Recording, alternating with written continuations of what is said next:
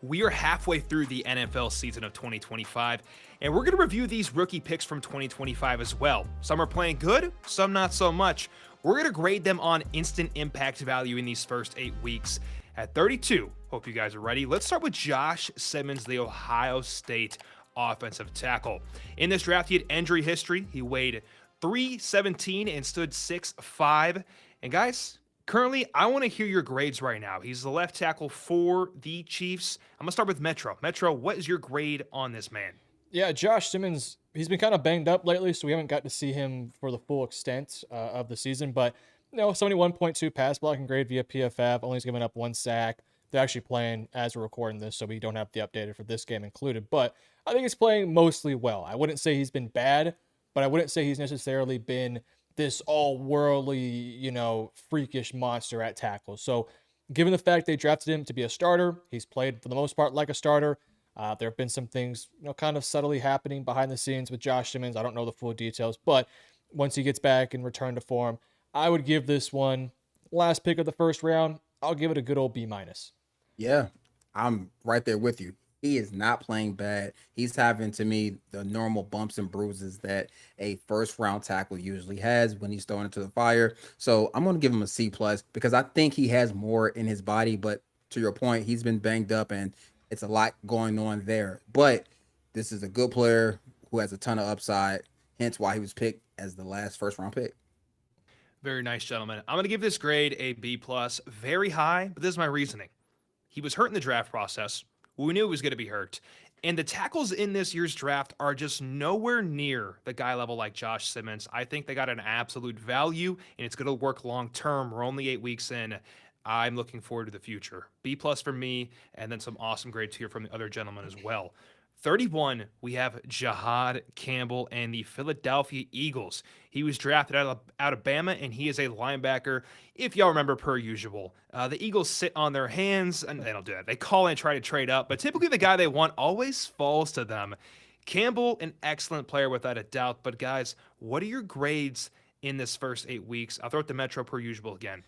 Yeah, this is an A plus pick. If you guys followed the podcast last year when we were around this process, I made it clear I thought Jahad Campbell was a top 10 player. And per usual, teams let a really talented player fall because of an injury concern that did not even matter in the slightest because he's played the entire year. He joined a team in Philadelphia that already had Nakobe Dean, already had, some really good play in that linebacking core. And, look, this guy stepped in there despite playing in a room with some veterans. He's been really, really, really good. So I'm giving it an A plus. 83.1 coverage grade, 33 solo tackles, a forced fumble, 9 assisted tackles. I mean, he's having a really, really good year for a rookie linebacker. A plus plus plus plus. I love Jahad Campbell. I loved him last year coming out. To your point, Metro, I thought like talent wise, this dude's a top 10 talent. And Yep. to get him at 31 is a steal of all steals. To let this guy fall, I don't care if you don't need a linebacker. You take him and find a place for him to play because he's that talented. He's impactful in the run and pass game. And the scary part is his best football is still ahead of him. He doesn't even know what he doesn't know because it's only been 8 weeks. So A plus plus. Love this pick. Gentlemen, I got nothing else different to say. Great pick right here for the Eagles, per usual. Feels like a yearly occurrence. Let's move on to 30 with the Buffalo Bills. I'm just going to cut it short right here. This is incomplete, all right? Maxwell has been hurt. He hasn't had any snaps. Well, If he y'all wanted played to this say anything past before we week. move on. He played 25 snaps this Oh, week. So, yeah, it's an incomplete because he played 25 snaps. That's such a small sample size. And it was against none other than the mighty Carolina Panthers led by Andy Dalton. So, incomplete, yeah. They're cool. going to work him back in slowly but surely. But it was nice to see him out there, honestly, just to start getting in the rhythm of things because he does have talent. We know he can run if he can't do anything else. So I can't wait to see how the rest of the season goes for him. Well said, man. Let's move on to our next one. At 29, we have the Commanders. They took Josh Connerly Jr., the Oregon offensive tackle. He's playing right tackle since they got Tunsil, and he's currently playing left tackle. Metro, I'd like to hear your thoughts on this pick. Yeah, it's always hard to find quality starter tackle play later in the first round. Typically, the board starts to thin out there, and with the Josh Simmons injury concerns, with the off the field concerns, Connolly worked his way up, and even though he had some poor testing, and I believe, Cade, you can speak to this, at the Senior Bowl wasn't having the best of time out there, so he kind of fell a little bit because of it. But I think for Washington, if you were to ask them, would you want somebody else? Obviously, they would take Jahad Campbell. But if they were lying, they would say, no, we're good with Josh Connolly. And I think for the most part, you can agree with that. He's been fine at right tackle. Not great, but not bad. I feel like early on it was a struggle, but I based off what I've been seeing and hearing from Commanders fans, it sounds like they're generally pleased with the progress he's making. So I'll give it a C, just because he's not been completely starring, giving an A+ performance, but he's passing right now, which is what you want to see. And the better he'll get, the better this Commanders offensive line will be. So for me, it's a C. I'm right there with you, Metro. I'm thinking C, and he had a rough one versus the Packers. Micah Yeah. Parsons, he got introduced to him, that night. But that's who he's going to have to go against as the right tackle. You're going to see the best pass rusher more times than not. But to that point, I did think he played within himself. He played fairly well versus a stud of a defender.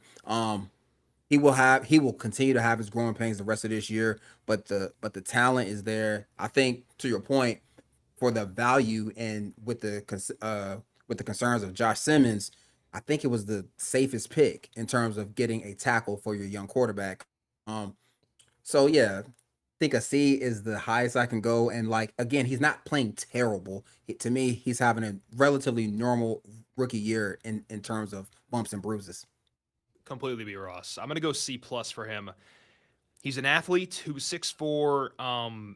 We knew it was going to be a little bit of a project, right? It wasn't going to step in day one and be fantastic, but you liked the talent you saw, and you thought maybe 3 years down the line, we could have a starting right tackle for years to come and lock him on a contract. That's the play here. I'm going to go C+ because he's still technically on track. He hasn't been absolutely horrible. For our next team, we have the Detroit Lions taking Tyleik Williams, the Ohio State defensive tackle. At the time, there was questions because they have Reader, they have Ali McNeil. Why do you need another D tackle? But they took him anyways. But Metro, what's your grade on this pick?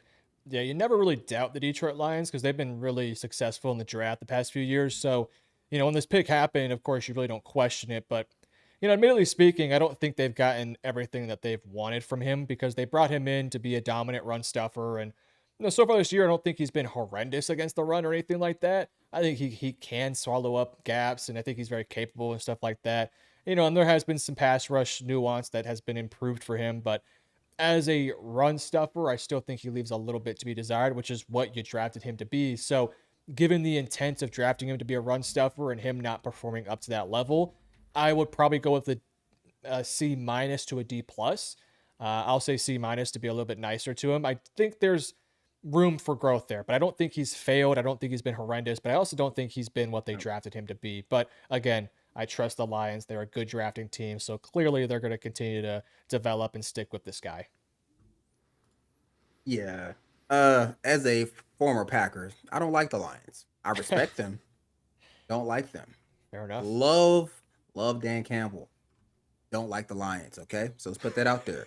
But this pick, so when the pick happened, this is very similar to the Jack Campbell pick. No one kind of saw it coming. They thought the value wasn't there.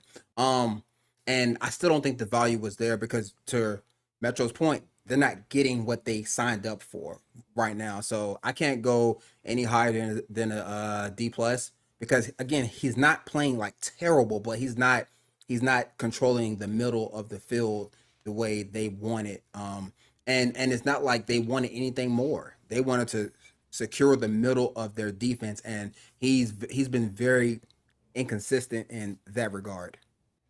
I really like that, B. Ross. And I'm a Lions fan, so I'll be fully transparent. I'm going to go D+, but not because of how the player is playing, but just management did not get what Yes. they wanted out of the pick, too. So I feel you there. Not on the player, more on management. Let's go forward to Ooh. Malachi Starks and the Baltimore Ravens at 27. The Georgia safety, of course, slid down the board, arguably. Here we are, Metro. What are your thoughts on Malachi Starks at 27? Oh man, I was pretty high on this guy coming out of the draft, but he has not been particularly great this year. He's had moments. He's played fine in some games, but they brought in this guy to be a difference maker. They brought this guy in to force some turnovers. You bring him in to be, the guy that allows Kyle Hamilton to play closer to the box, and he just hasn't been good. Now, in fairness to him, the thought process behind the pick was you have a good defensive line, you have a great linebacking core, you have developing corners and Nate Wiggins, and you got Marlon Humphrey, and you're going to move Kyle Hamilton closer to the box. That was the thought process with Malachi Starks. Then you realize Marlon Humphrey's focusing on podcasts. Nate Wiggins is a really good corner, but nobody else is good there. Defensive line is banged up, and Roquan Smith can't, do anything about it. And so Malachi's been put into a really tough spot. That all said, the coverage has not been good. He looks lost at times, and that's not where you want to be. He's got a coverage grade via PFF of 44.2, and you look through the weekly production in the coverage grades, and again, PFF's not the say-all, be-all, but I would say that they know a decent bit here and there. It's not good, and this is somebody you brought in to be great in coverage, and I think he's been underperforming. So I'm going to go with the D+. I still think there's room to grow. He's still a young player, and I think once this defense gets healthier, he'll be fine. But for now, has not been great. He has not. I have to give him a D because I was like you. I was very high on this kid. I thought he comes in, he can play free safety, he can align at nickel if Kyle Hamilton is playing at dime. Like to me, it was the versatility that he offered this defense. And when I watched the tape, he's looking everywhere but where he's supposed to be looking. His eyes are wrong, eyes are bad, and his angles aren't getting any better. Like for a guy who can run, who can tackle, he's having the hardest time just finding the football. And I don't know what that is and what's going on there, but I do know he's a better player than that. And I do know like when everyone saw this pick, it was like this is another steal. This is what Philly got out of Jahad Campbell, but it hasn't transpired to be that. So I can only give the entire pick a D. Yeah. Completely fair. I'll go D as well. B. Ross said it all for me, and he played DB in the NFL, so he knows a thing or two. Moving on, let's go to the Falcons trade up. This is a big one. Falcons trade up back into the first round with the Rams to get James Pierce Jr., the Tennessee edge. Transparently, I was huge on James Pierce Jr., and so far this year, not super productive. Has looked definitely like a rookie. Metro, what's your grade here? I'm going to take into account they traded a first-round pick to get James Pierce Jr., and so Correct. because of that, I'm giving this an F. The trade in and of it, the player in and of itself is not an F. James Pierce Jr. is playing fine. So I'll give two separate grades to be fair to James Pierce. In terms of James Pierce and his performance, I'll go like C+. He hasn't, his snap count's increasing week in and week out. He got the most snaps this past week in week 8. He had 49 snaps. So the more on-field time, the better, of course. But he's only got 1 sack. And I was not very high on this guy coming out of college because I just did not see him as a really good run defender. And as a pass rusher, I thought he was very dependent on his speed. That was just not going to work in the NFL, especially when you don't bend around the corner like some of these other guys can.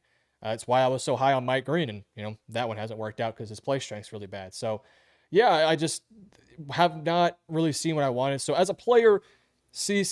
I think that the improvement's making me a little bit more optimistic. But in terms of the pick, in terms of the trade involved, it's an F. You traded a first-round pick next year in what looks to be a pretty decent class. And I think the thought process behind it was that Atlanta was thinking, oh, we're going to be a playoff team, so this pick's going to be in the 20s or hopefully the 30s. That's not going to happen. This Falcons team is so inconsistent right now, and they're looking like a team that's probably going to be drafting in the early teens.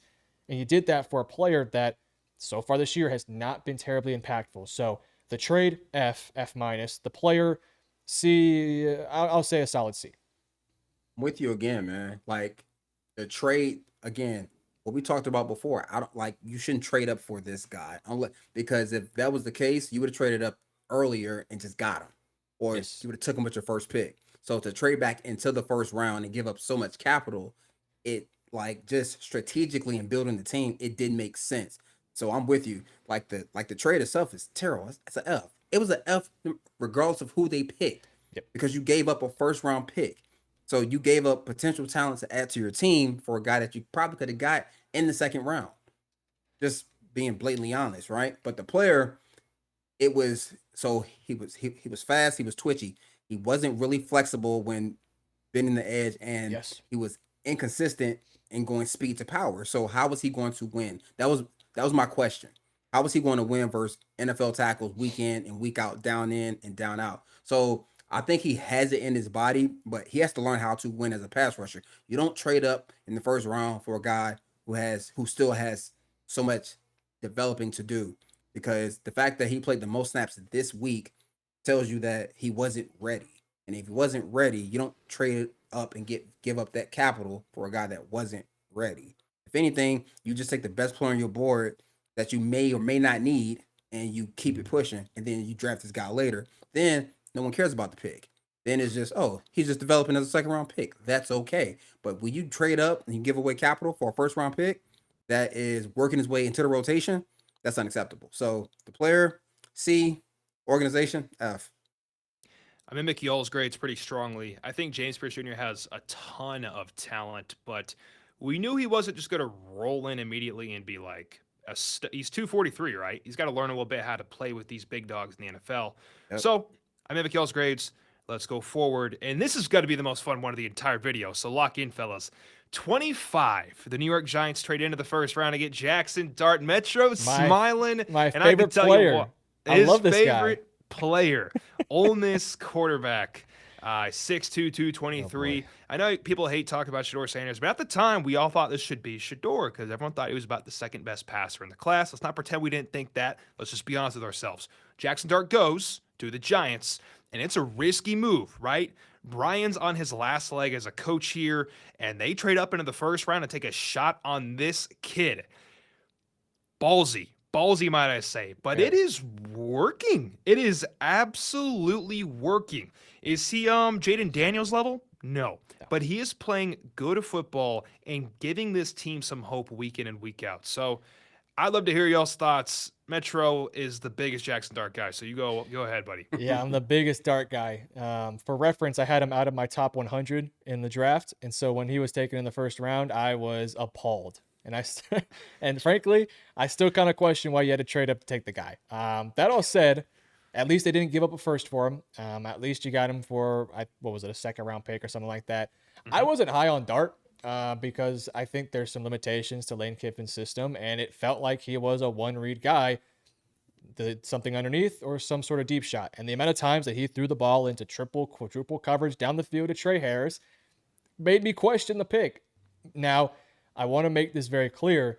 The Giants are making Jackson Dart look really impressive with a very simple scheme. Very simple. But in fairness to Dart, he's making all the right plays. He's not turning the ball over at a high rate. He's getting the ball out on time, in rhythm. Are they putting him in the most complicated situations that a high-level quarterback is going to be in? No, right? They're making things very easy on him. But I'll give him his flowers. He's playing well, and he's doing it without Malik Neighbors, and now he's going to have to do it without Cam Scatterbo.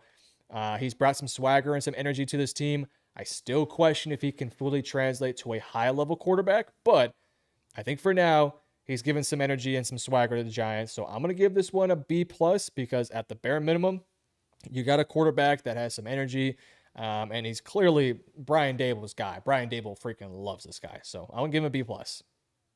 Yeah. I'm gonna give him a B. Like, all the issues that you saw, I remember scouting him, just like he puts the ball in harm's way far too often for Yes. my liking.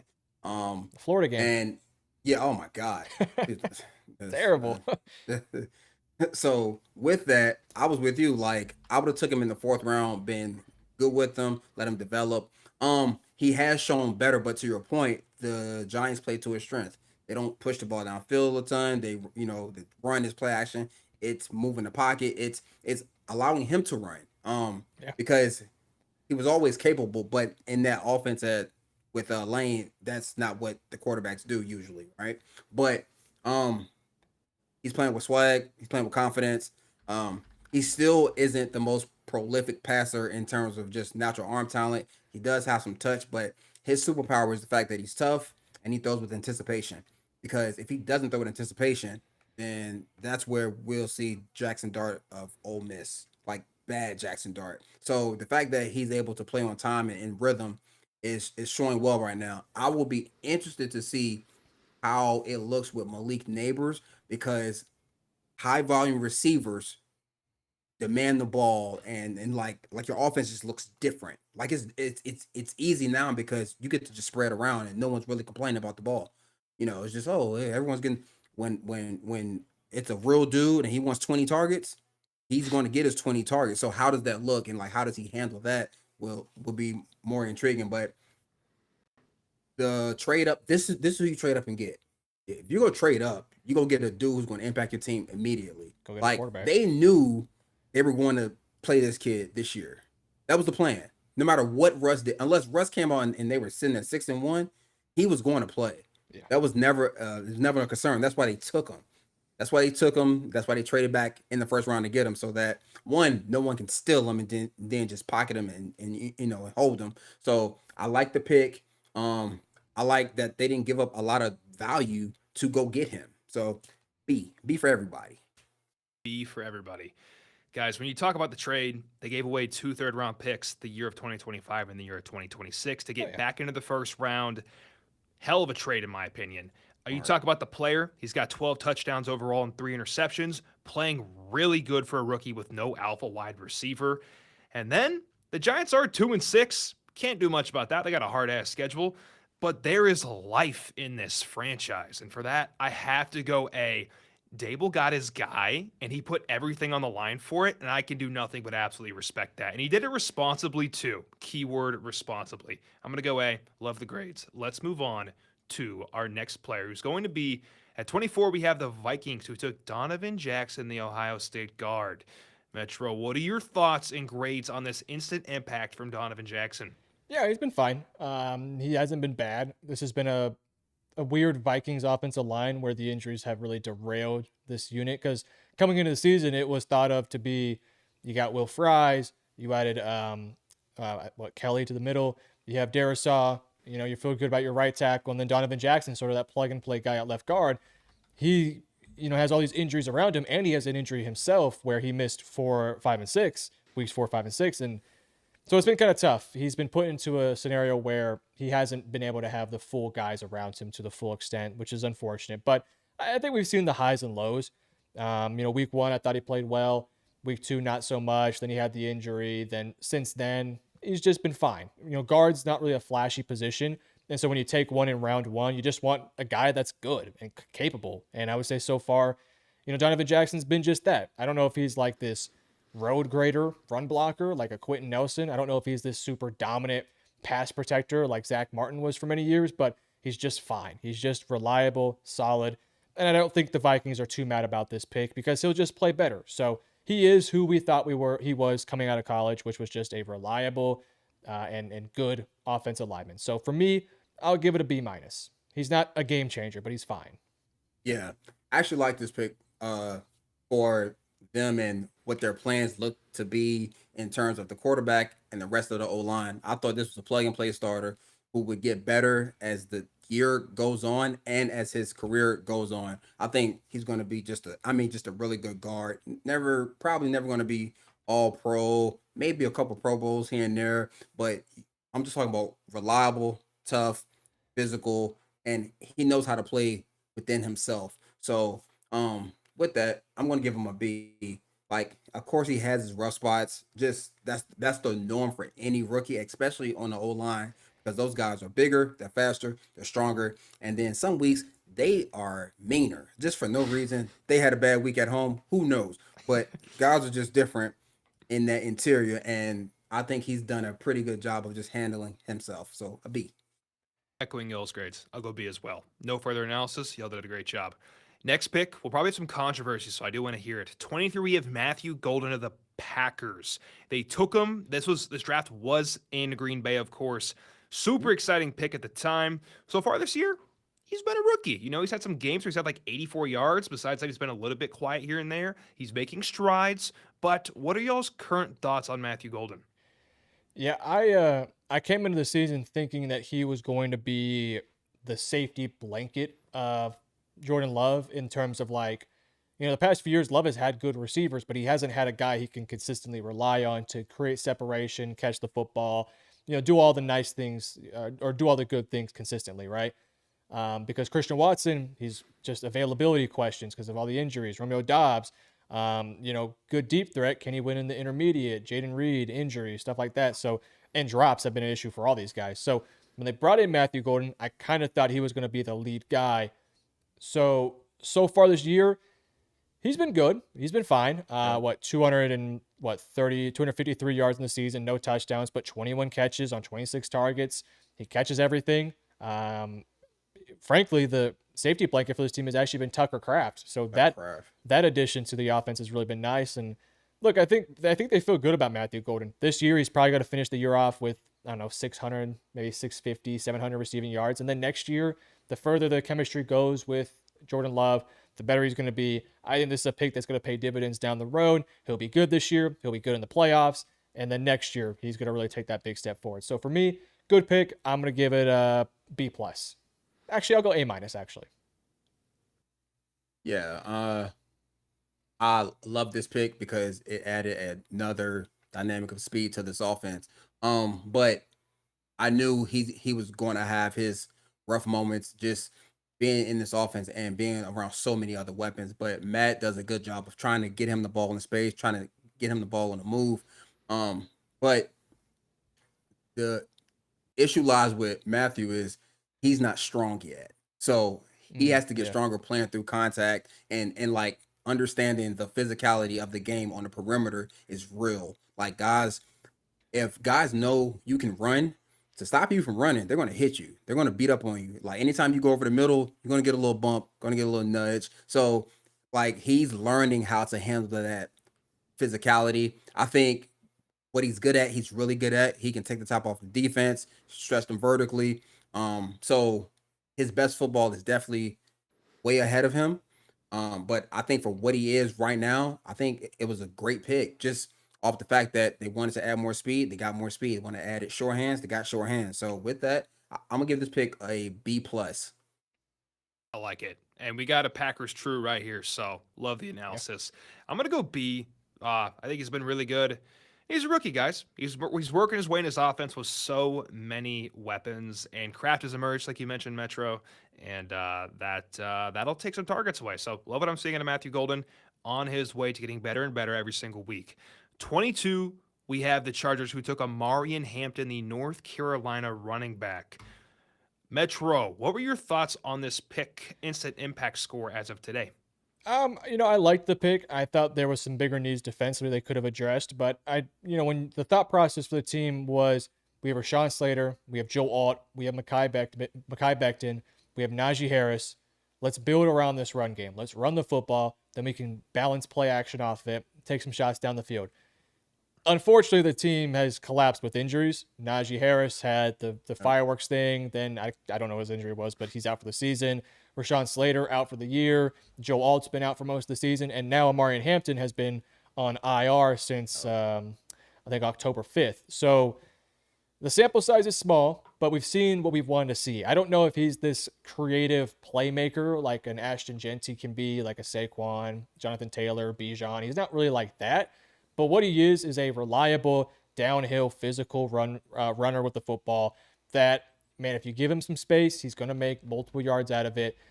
He's just a reliable guy. I think the best is in the future, and I think once he comes back, he's going to be in for a productive season on the year through 5 games, 314 rushing yards, 2 touchdowns, 66 carries. So, yeah, I think there's a bright future for this guy. It's just got to get healthy. And then let's see how he returns. So, for me, B. I'll give it a B. Yeah, I actually really like this pick when they did it because I've played against Jim Harbaugh and I know what the offense looks like. It's predicated on the run, and like the thought of pairing Najee and Hampton together, and then eventually Hampton was going to be the guy because he has a lot more juice than Najee. But I really enjoyed the pick just for his run style, like his ability to run through narrow seams and creases. And Jim Harbaugh runs a power heavy scheme. He is pulling guards, he's kicking out at the point of attack, and that's where Amari Hampton works best to me. But with that being said, like one in fantasy, he was great for me. I loved him. Sneaky good pick. I mean, he got me like 26 points. Then IR, I was so hurt because I had to replace him. So, but talented player, and I think he's a good compliment for Justin Herbert, just in terms of reliability in the run game. When quarterbacks have a run game, it opens up everything else in the pass game. So I would give this pick a solid B, just because of the small sample size, and that by the time he took over as the lead back, he did so well and then was hurt that, I mean, I want to go higher but can't. Completely get it. I'll go higher for you, B Ross. I'm gonna go B plus. I think he's a cornerstone of this culture. I don't know who he is. Never met this guy in my life, but like you mentioned, what they want to do with the ball on offense, you need a guy like Amari Hampton. Okay, so I think it's the right fit. If he wasn't injured for a couple of weeks, I think we're speaking of him very differently right now. So I'll Fair. stick right there for that grade. At 21, we have the Pittsburgh Steelers taking Derek Hardman, the Oregon D tackle. And side notes for we got a guy with NFL experience. Scout teamer over here. Hardman was on scout team with me for a year, so that shit was fun. Now I get to see him go as a first round pick. Pretty cool. Wow. Let's talk about him. Metro, I'll let you take it away. What are your thoughts on Derek Hardman as an instant impact grade? Yeah, he was out the first few weeks, and since then he's been all right. He's been a disruptor in the pass game. He's gotten after the quarterback 3 times, which is honestly a plus because we knew he was a disruptor. He can get inside the backfield, cause a little bit of havoc. The question was going to be, can he do it against NFL players, and how does he look against the run? Against the run, it hasn't been as good. He's been very up and down. Some games, especially I think the trend that I've noticed with him is he plays better against obviously bad offensive line, but when he goes up against units that have a lot of chemistry and have been together for a while, like the Cleveland Browns, and maybe not haven't been together but have a lot of talent like Green Bay, those are the games where he struggles the most. But when he goes up against the Cincinnati's, the banged up Minnesota Vikings, the New England Patriots with all their youth, he usually has a better game. So I think he's getting better. I think that as time goes on, he'll be more disruptive as a run stuffer, and he's going to continue to get after the quarterback. So, for what they got, for what they wanted out of him out of the draft, I think he's doing a decent enough job. He's got room to grow, especially in the run defense, but I don't think they're mad at this pick. I'll give this one, I'll go with a solid B minus. Derek Harmon. I remember this pick because everyone thought it was gonna be a quarterback. Everyone thought Yeah, Shador. Doors going to the Steelers, and they picked Derek Harmon, and everyone in the Twitterverse lost their mind. But with that being said, he's a big dude who plays to his size. To your point, Metro, when he plays a talented O line, he struggles. He struggles in the run and pass game because everything happens quicker because they're more efficient with their movements and their timing. But you do see flashes of his talent and his ability to be a disruptor at the point of attack, especially in the run game. And then surprisingly, as a pass rusher, if he can't do anything, he can get in the quarterback's face and create havoc and disruption. So with that being said, I think they're happy with the pick. I do think, or they're probably thinking that he will be further along right now. So with that, I'm going to give him a C plus. Very nice, gentlemen. A plus, no bias. Next team, let's talk about the Denver Broncos at 20. They took Jade Barron, the Texas cornerback. We got two big time Texas guys. They run a podcast together. Go check it out. Voice of College Football, Texas. Jade Barron, super fun prospects rolling in. Metro, I'll let you take it away, Mr. Texas fan. What have you thought of him so far in an instant impact? Great. Yeah, I'm a little disappointed with his usage. I really thought you get a guy that's played safety in the past, can play outside corner, can play inside, and they've basically just exclusively used him as a slot corner, and even to that extent have only played him a handful of snaps on the year. I think what a total of 127 snaps through 8 games. That's an Games. average of about 15 or so per game, which is just not a big sample size. Now, he's been decent against the run. He just had a game versus the Cowboys, which was probably his best game of the season. Had an interception, was really good in coverage, graded well. But then the following week versus the Giants, he had arguably his worst game. So it's tough to really gauge him right now. This is somebody that I thought would instantly be an impactful player for this team. The good news for Jade is that Pat Surtain looks like he's going to be heading to IR. So some really good opportunities here to step in either as the outside or inside and really make some noise to try to find your role on this team. It's a shame because I think he's been a really talented player, and it's not like he's been bad. He's been fine when he's been out there. He just hasn't gotten a lot of reps or opportunities. So I think if you were to ask the Denver Broncos, do you regret this pick?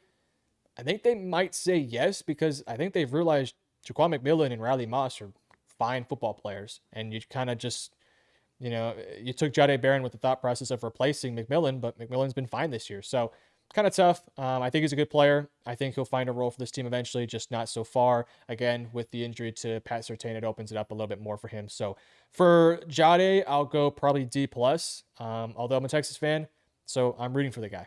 So that's that.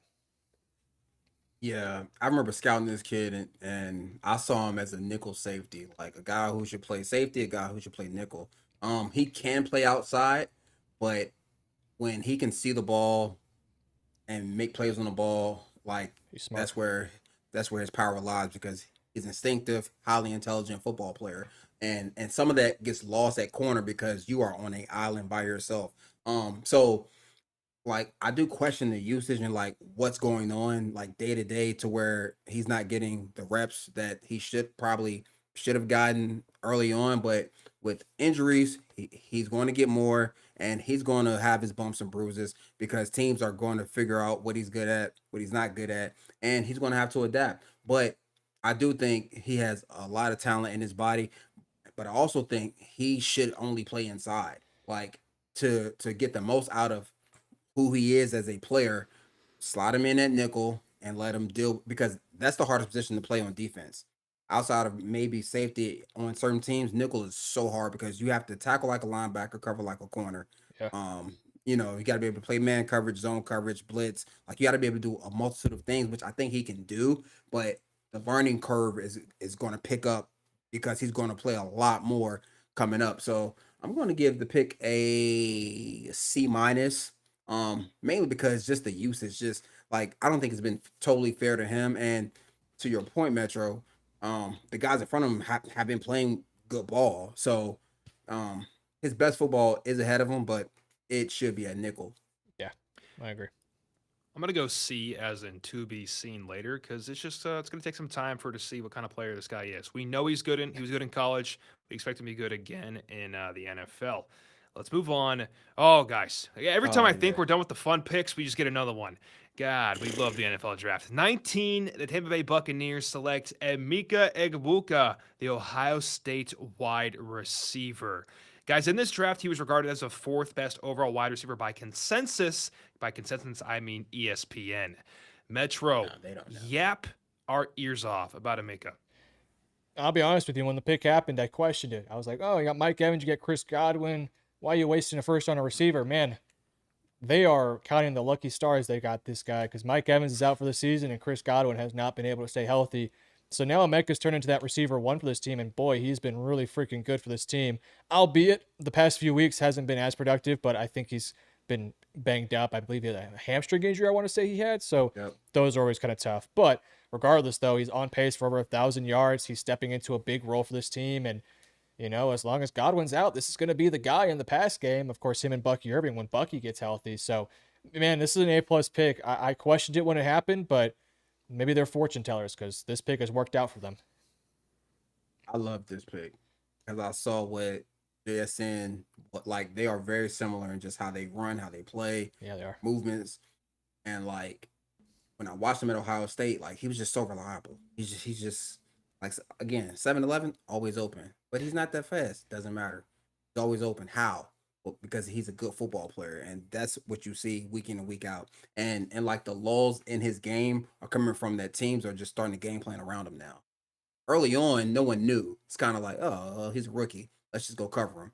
Then when he lights you up for 120 and 2 touchdowns, it's like, oh, okay, let's go ahead and pay some attention to him. So now he's going to have to adapt into getting bracketed maybe because he might be the only guy for a few weeks, and Baker loves throwing to him. So he's going to have to work through different coverages and maybe being double teamed or just seeing number one corners.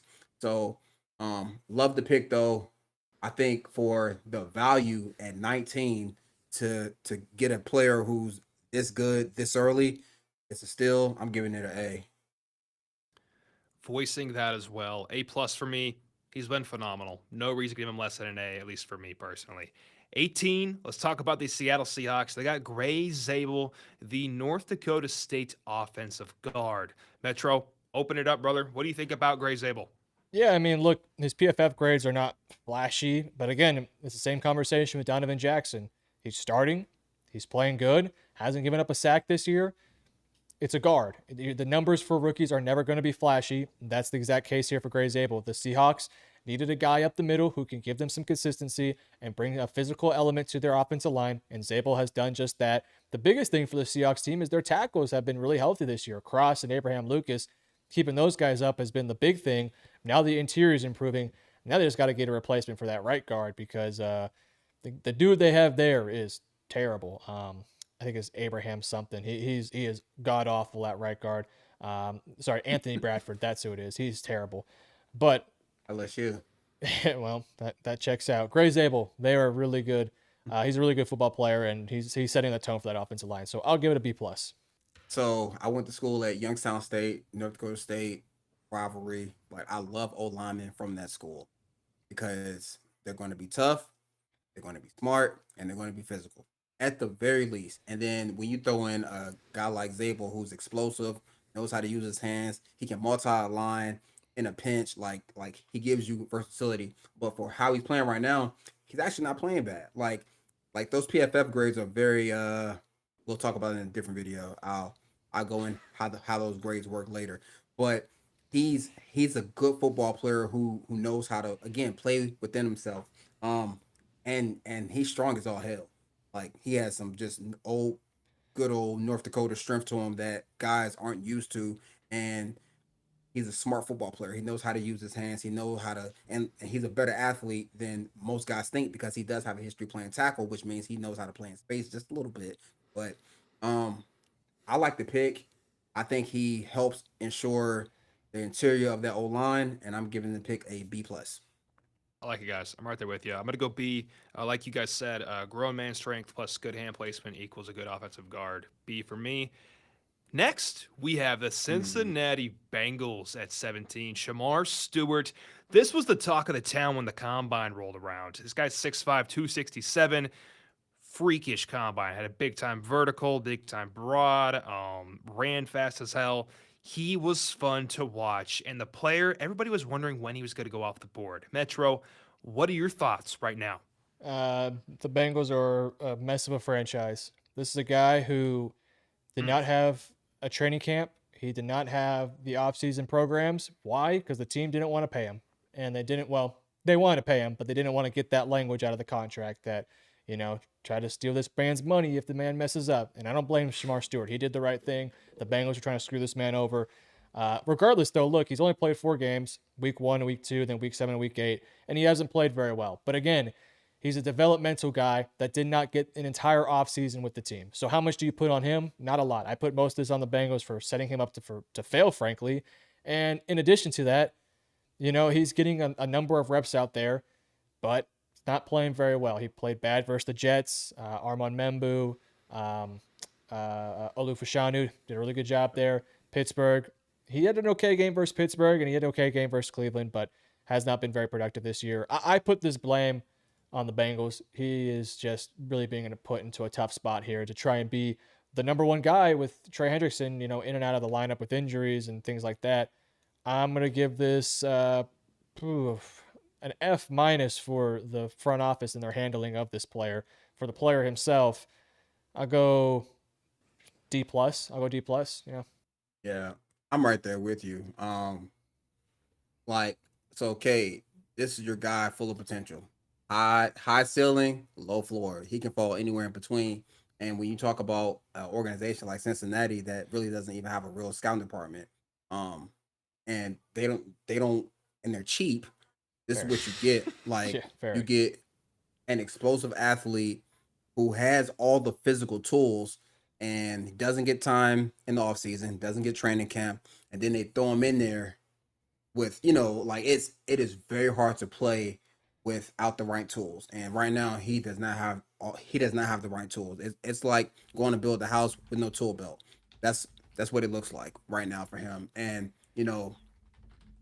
that's totally on the organization. But with that being said, what I have seen from him, like he's just a freak athlete who doesn't know what he's doing. He's like a chicken with his head cut off and just running around.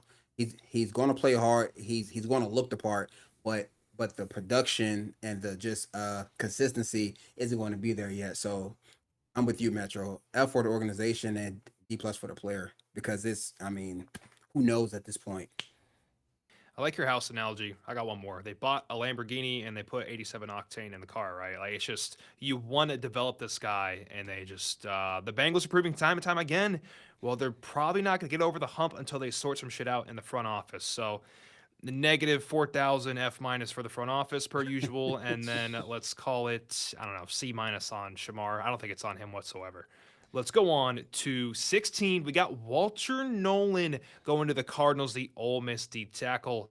Metro, he's been hurt, you were saying? Is that correct? Yeah, he hasn't played a snap, but he is looking Hasn't to played. return the next few weeks. So for this one, it's going to be incomplete for Walter Nolan. Incomplete. We're moving forward. 15, we got Jalen Walker. This was Atlanta's first round pick. They get Jalen Walker, the linebacker out of Georgia. Low moving cost. He was right down the road. So they take this player. Metro, what were your thoughts? I mean, I like Jalen Walker as a prospect in terms of a freaky athletic linebacker that can come off the edge, get after the quarterback. I was a little bit concerned about him just being a straight up edge rusher because he has a long way to go in terms of understanding how to play this position. And, look, I would say so far he's done about what I thought he was going to do. He's been banged up the past few weeks, so he hasn't played since week 6, but I think he's doing about what I thought he was going to do. Just a very, inconsistent pass rusher that when he goes up against a flat-footed, slower tackle, he can get around that guy. But when he goes up against a dude that's good or capable, he's not going to win very often. In fact, he's going to get bullied most of the time, and that's kind of been the case. He's not a big dude in terms of a pass rusher. He's a big dude for a linebacker, but as an edge rusher, 6'2", probably 238, 240. He can get moved around in the ground game a little bit, especially because he's so new to the position. That all said, I still think Atlanta feels good about this pick. I feel like they have a nice foundation of like a raw piece of clay that they can mold.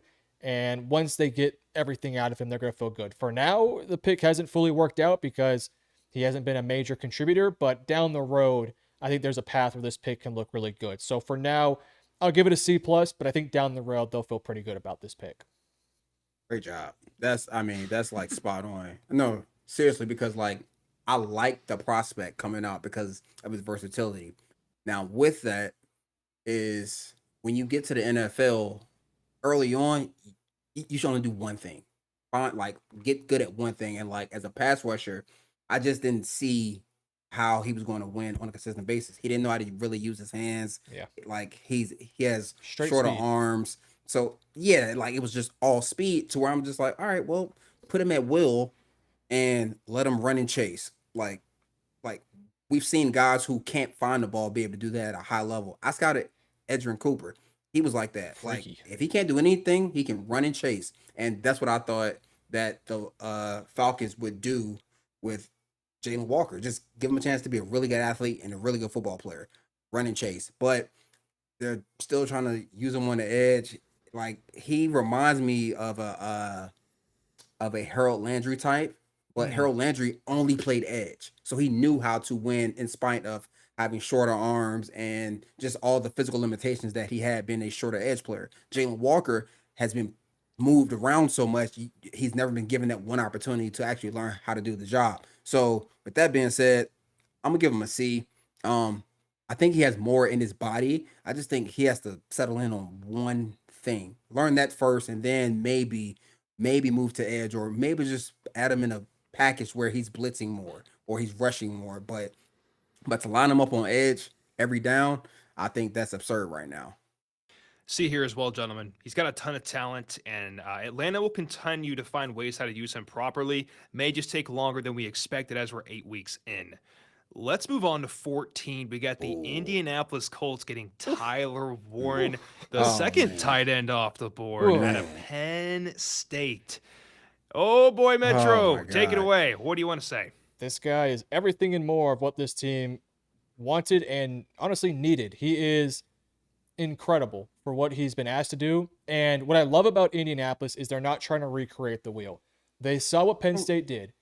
Let's line him up at tight end. Let's line him up as a running back. Let's give him direct snaps. Let's let him do all these crazy things. And they're doing the exact same thing with Tyler Warren. He is a physical run blocker. He is an excellent receiving threat on the year, just under 500 yards. He's on pace for 1,000 as a rookie tight end in an offense, by the way, that has the Offensive Player of the Year favorite in Jonathan Taylor, Michael Pittman Jr., Josh Downs, Alec Pierce, Adonai Mitchell. I mean, he's in an offense that is full of talent, and yet he might be the second most important one of them, not named Jonathan Taylor. I mean, he is fantastic, and they can use him in a variety of ways.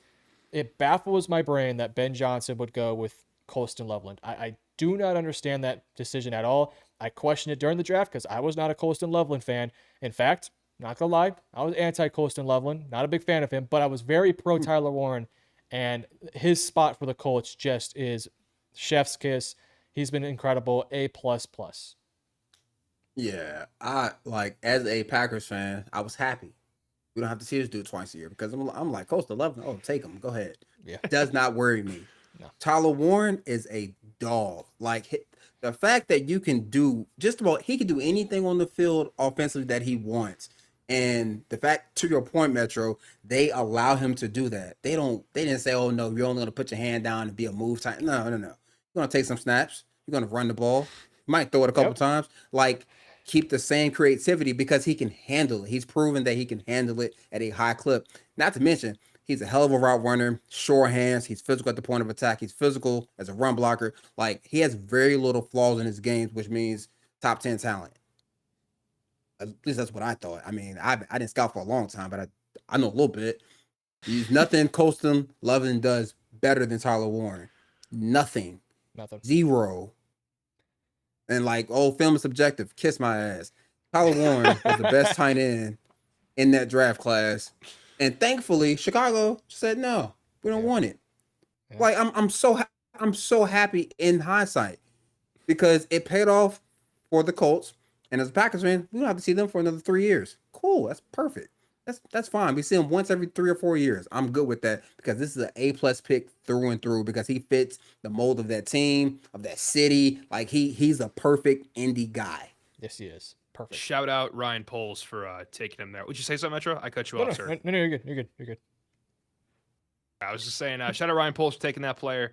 I'm speaking of Colston Loveland, of course. But Tyler Warren, guys, I feel like, Metro, we did a ton of mock drafts, man, and we felt bad for Colts fans because we just kept taking Tyler Warren at 14. And I'm sure Colts fans were like, please stop it. We're so sick of taking a tight end. He's not a tight end. He's half the damn offense, man. He's a football player. He's the definition of it. So awesome pick, A+. Obviously, hindsight's 2020, but been so much fun in the NFL. 13, let's go to the Dolphins, where they took Kenneth Grant, the Michigan D tackle, here at 13 overall. Metro, take it away. The Dolphins have a horrendous draft class this year. Kenneth Grant, granted, is playing better these past few weeks, but really not good. Jonas Savaiinaea is one of the worst offensive guards in the history of the NFL in his rookie season.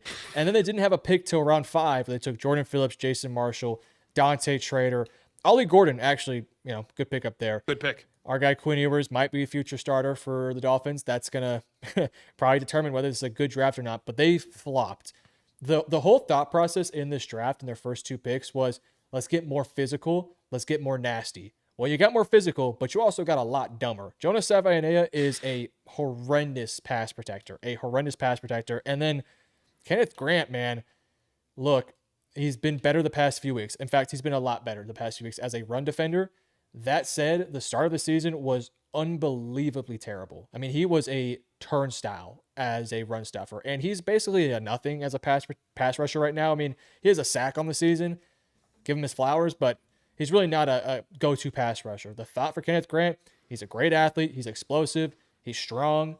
He has upside. He should be a good run stuffer immediately, and he's going to develop as a pass rusher. Well, he's so far, not a great run stuffer, and as a pass rusher, he's kind of nothing. So I'll give him the benefit of the doubt. I hope he gets better.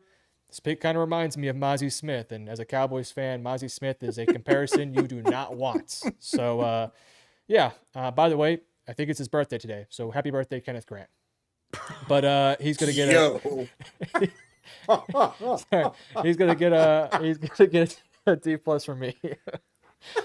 That's crazy. Yo, that's absolutely diabolical. I was about to say, dude. You throwing strays at Jonah. Why are you saying you're bad? You good, bro. Go ahead. I'm just saying it was nuts. oh Jesus.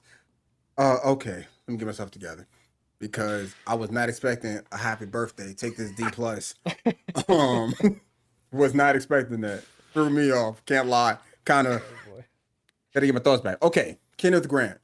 Okay, scouting tidbit, and I was in Green Bay, traditionally good place to draft talent. Um, I was taught this is why you don't draft needs. You don't draft needs. Just draft the best player, and if the need and the best player fit, if it aligns, then you take. But when you draft needs, you end up with Kenneth Grant because they needed to replace Christian Wilson. No, you didn't. You could have. It's so many D linemen you could have got later. You could have traded back, grabbed more picks, so that you can create quality depth and you can get more darts on the board. Opposed to getting one and saying, "Oh, I hope this works." Let's get like two or three. You get two relatively high, one late. One of them bound to pan out if you're decent at your job. One out of three, that's a win. But he's looked. I mean, you talking about a turnstile? He was just getting blown off the ball, and like this is a big dude. I mean, he's getting manhandled at the point of attack. He did play better versus the Falcons because they couldn't piss a drop in the run game. But when I watched the Cleveland game, I mean, they were just lining up, just run at him. Quinshawn Junkins had a career day. Run at that was Ohio State, Michigan payback right there. The way they were running at him. But I do think he has talent in his body. Like he can be a disruptive run defender. Like we've seen it. The issue is this is the top 15 pick, and it's it's taken until week 8 or 9, whatever week it is, for him to even show up. So with that, I have to go with you. I have to give him a D plus for his birthday. And Sorry, man. because I just expected more because he was a better player coming out than what I'm saying now. D plus for your birthday is going to be like the new inside joke on this show. Yeah. D+ for your birthday. D plus for your birthday. Kenneth Grant coming out of college. Little bit of a project. He had higher pad level, obviously freak athlete, long arms, 6'4", 331, moved extremely well. Just didn't get over the hump in college, and they were hoping in the NFL they could turn him into that. But we're grading on instant impact. So with instant impact, it's a D plus or a C minus. But really, I'm not freaking out because he was a project to begin with. At least personally, that's how I thought of him. Yep. So we'll see how it pans out down the road. But like you said, B. Ross, is why you don't draft for need, because you got to develop these guys a lot of the time, and it's a bad look when you stick them in day one, and it doesn't go according to plan. 12, we got Metro's favorite team, the Dallas Cowboys. The Dallas Convicts take Tyler Booker, the Alabama offensive we're on a roll guard. tonight. Okay. Okay, hold on. Tyler Booker's awesome. He's a great human. So not calling him a convict, just saying the franchise Booker's in a great general. guy. Booker's actually awesome. He's a better man than I am. So Tyler Booker, Metro, what are your thoughts on the wall of Tyler? Oh boy, when this pick happened, I was sad. I was very sad. I did not like the pick. I thought Booker was a good guard, but number one, I don't think you draft a guard in the top 12. I just not a big fan of that typically, unless he's a generational talent, and I don't think Tyler Booker was that. And we're coming off a year where Dallas was not a physical downhill rushing attack, and Schottenheimer was the OC last year too. So when we hired him to be our head coach, I didn't expect Dallas to really change their run game philosophy. Well, they did. They are a very physical, run it down your throat style, which fits Tyler Booker perfectly. And it almost feels like they have built their run game around Tyler Booker, who has been injured the past few weeks, came back this week. Bad timing. The Broncos are ridiculously good on the defensive line. But I think Booker's done a really solid job for this team. He's paving good holes open for Javonte Williams and company. He's been good enough in pass protection. The concern for him is he fast enough? I think he looks fast enough for the Dallas Cowboys system. I don't think he's a perfect fit for every system, but for what the Dallas Cowboys are doing, I think he fits perfectly for what we're doing. So for me, look, again, I don't love the value of taking a guard at 12 unless he's a generational type, but I think he's looking good. And I look at this offensive line. You got Tyler Smith on the left side. You got Tyler Booker on the right side. Those guys are going to be your your guards for the foreseeable future. And I feel really good about them. So I'll go B. Really solid. Yeah, I actually really like this pick because of their history drafting old linemen.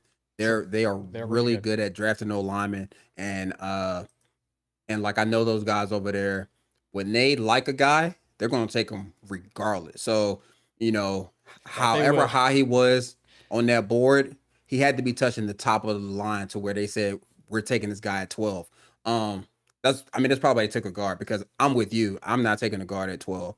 I'll take one at 22, but at Yeah. 12, that is kind of rich. But he is playing well. Like you see the physicality in the run game with Booker and Tyler Smith, whom I loved coming out of Tulsa, and then Jelante Williams, who is a power downhill runner who is hard to bring down upon first contact. Like when you run the ball behind big bodies like that, and you're a strong back, it makes your life easier. And Tyler Booker is coming into his own as a run and pass blocker. I think he's going to be good for a really long time. I think they struck gold again, honestly, man. Like this team, if they can't do anything, they can draft O linemen. I mean, now can they pay everyone and manage everyone? No, absolutely not. That's why they haven't won since '95.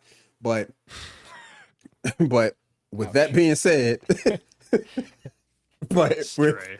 but with that being said, this is a good pick. He's playing well, and I think he's going to be in that spot for a pretty long time. So I'm giving it a B plus.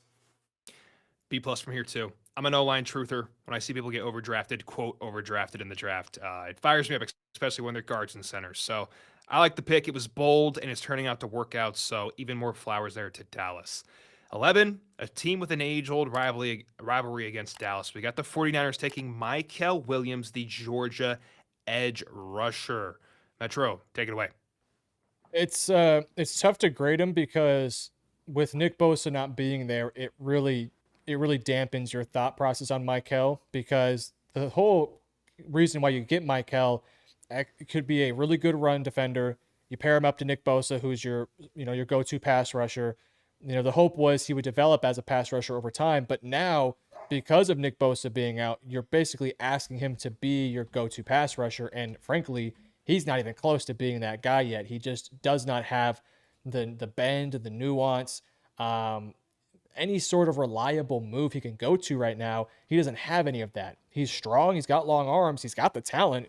He just doesn't get it right now. And, the good news is he's in a really good system with Robert Saleh. He's got a good guy to look at in Nick Bosa. When he returns, I think he'll just play better.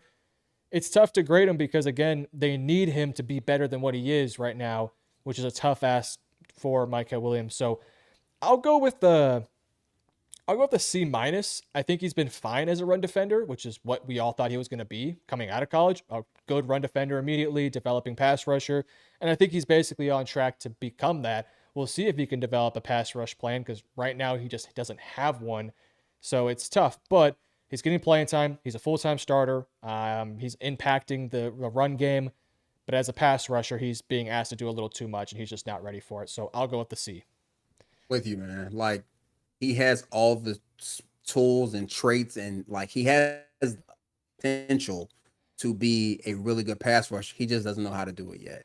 And it, to your point, it doesn't help that their guy who can get double teams and really can get him on some easy one-on-ones isn't there to like help in that production. But in the run game, I do like him. He sets a hard edge. He plays hard. He knows how to use his length at the point of attack. Plays with strong hands. No, finds to get off blocks. Like guys who come from Georgia play defense nasty, mean no matter where they go.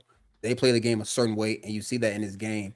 But to your point, Metro, as a pass rusher, he leaves you wanting more because you see how he looks, you see how he moves, you see all the potential there, but it's just not clicking right now. So with that, I'm gonna give him a C as well. I'm gonna go C. I think Michael was somebody that I don't mean to be a hater. I hate being a hater, but Michael Williams is someone I was just a little bit lower on personally. But you guys are right. He was thrown in a situation that's not fair to him, so I can't judge him off of that. Let's see how he turns out. He's young. I think he's still like 20 years old. Let's see how he turns out. And looking forward to the future. Here's where we will judge. 10, we have the Bears with Colston Loveland, the Michigan tight end. We are only 8 weeks in, and clearly when they drafted Loveland, this is a long-term play, right? You got Kmet over there already. You already had like 4 wide receiver weapons, it seemed like. No need for an extra weapon at the time, but they take Loveland anyways over Tyler Warren.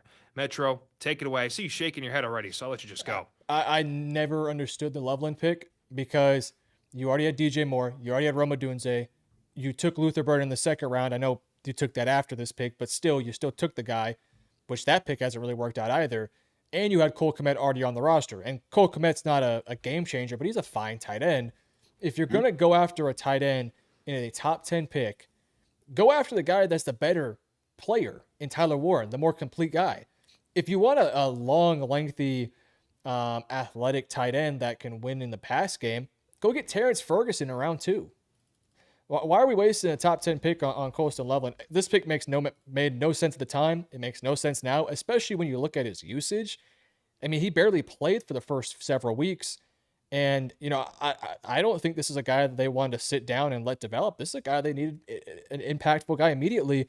And when you look up this Bears team, you say, man, wouldn't the Bears be a really good team if they had a really good pass rusher or a really good interior defensive line? I know that some of these other guys haven't worked out, but what if they would have taken like a Walter Nolan in the middle, or, an Emeka Egbuka if they wanted a receiver, or somebody like a Derek Harmon later down the board? Those guys would have made more sense here, but I just don't get it. I mean, if you're going to go tight end, take Tyler Warren. They didn't do it. I think Colston Loveland has been mediocre, and not what this team wanted. So I'm going to I can't give it an F because it's too early. We'll start handing out Fs at the end of the year. But for now, I'll give this a D+. I mean, he's gotten better a little bit lately. He's been a bit more used, a bit more productive. But even if he does end up being a decent tight end, I still just don't get the pick. I'm with you. For his projection in terms of development, this guy's a 3rd-round pick. Tucker Kraft, 3rd-round pick. Why? He needed to develop. He needed to play in a pro-style system. And by year 3, he'll be ascending. Year 3, Tucker Kraft is ascending. You drafted dude 10 overall. He has to play over the guy you drafted first round 3 years ago. Like, he has to play. And 11 catches for 100 yards. Like, that's what are we doing? And I get it. Scouting is very subjective, and it's about scheme fit and all that. That's bullcrap. Tyler Warren was the best tight end in the draft. Football's not hard. Who makes a lot of plays? Oh, Tyler Warren. Who has size and speed? Tyler Warren. Who can do just about anything? Tyler Warren. Like, nothing said Coastal Loveland. And like, I saw what they wanted out of him, but when you draft a guy 10th overall, that isn't a project. That isn't developmental. Like, that's not a thing unless it's a quarterback who's sitting for 3 or 4 years. That's the only way that ever makes sense. To go draft a second tight end for what 2 years? It just didn't make sense. I didn't like the pick more so than me disliking the player. I think the player has talent, but again, he's going to have to learn so much. And like, he has size. He's an effective route runner. Like, he can catch the ball, but like, when you're talking about 10th overall draft pick, you want high impact, high volume guy. And you already have how many high volume guys? To your point, Metro, the pick just didn't make sense. Then you go draft another receiver. So unless you're saying Cole Kmet's gone at the end of this year, DJ Moore's gone at the end of this year, that's the only way any of this makes sense. But even then, are they going to be ready? Are those picks going to be ready to contribute in the way that they need to? I'm gonna give the pick just to see, because I don't think the player is terrible. I think he was put in a messed up situation in terms of creating any sort of production, because he was a project. Instead of repeating y'all, because y'all did a great job, I'm going to ask the question, do you think they got calls to trade down here and they refused to? Or do you think they had to stick and pick and they took their guy? No, but nobody's trading up for Colston Loveland. There's other players on the board too. Yeah, but like, okay, who would you have traded up for? There's not a quarterback to trade up for.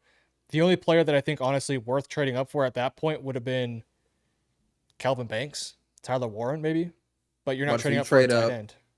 Well, Banks went the pick before him, so. Oh yeah, well, you're right. So there's nobody really to trade up for at that point, unless you were just so high on Jalen Walker or Emeka Egbuka. But yeah, about to say, if it's a player you absolutely just love and you think a team who needs that same position is going to take him, then you trade up. But I don't think it's anybody who got drafted after him. Anybody was like, I have to have, because if that was the case, they would have went higher.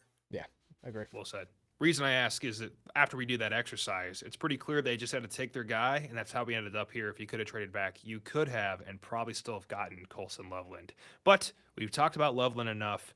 Let's go to 9 with the Saints, and they take Kelvin Banks Jr., the Texas tackle. This man was 6'5", 315 at the time of the combine, and rolling into the league, he's made an impression. Metro, what are your thoughts? Yeah, I'll start to quicken up my process here. Look, Kelvin Banks, man, when you get a starting left tackle that's going to be your franchise guy in the top 10, it's an A-plus pick. This guy has been rock solid from day one on the year, just giving up 1 sack the entire season. And playing left tackle as a rookie is one of the hardest things in the NFL. You're going up against legitimately awesome edge defenders every single week, and Kelvin Banks has looked like he belongs. This is not a guy that looks over his head. He's doing a fantastic job. And look, for all the issues the Saints have, Kelvin Banks is not one of them. He's doing a fantastic job at left tackle. I'm with you, Metro. I'm going A. I love this pick coming out. I love the player coming out. He's super talented. And no matter who's at quarterback, the fact that they shored up that left tackle spot to me for a long time makes whoever's back there job a whole lot easier. So I'm going A plus. I got 2 Texas truthers with me, and you're gonna have one more. Kelvin Banks Jr. was awesome coming out of this class. I think I had him here as like prospect 7, so I love the pick absolutely. And clearly, like you look at this year's draft, there's not a strong left tackle prospect, nowhere near a Kelvin Banks. Kelvin Banks would have gotten like arguably the top 7 in this year's draft if we're just talking what it is. So love the pick, A plus. Tedero McMillan is next on the board, but the Panthers. Man, Panthers, they love their first-round wide receivers. They take Leggett last year. They take Tedero this year. Arizona wide receiver. What are your thoughts, Metro? Yeah, Ted's playing well. He's on pace for 1,000 yards. He's been Bryce Young's go-to guy. Everything that we wanted to see coming out of college has translated over, and he's doing a great job. I mean, he's even improved things that we had some slight concerns with. He looks athletic. He looks like big as hell out there. He catches everything. He's just been reliable all year long, and he's been, in my opinion, one of the best players in that Panthers offense. So do I think he's a top 10 receiver right now? No. Do I think he'll ever be a top 10 receiver?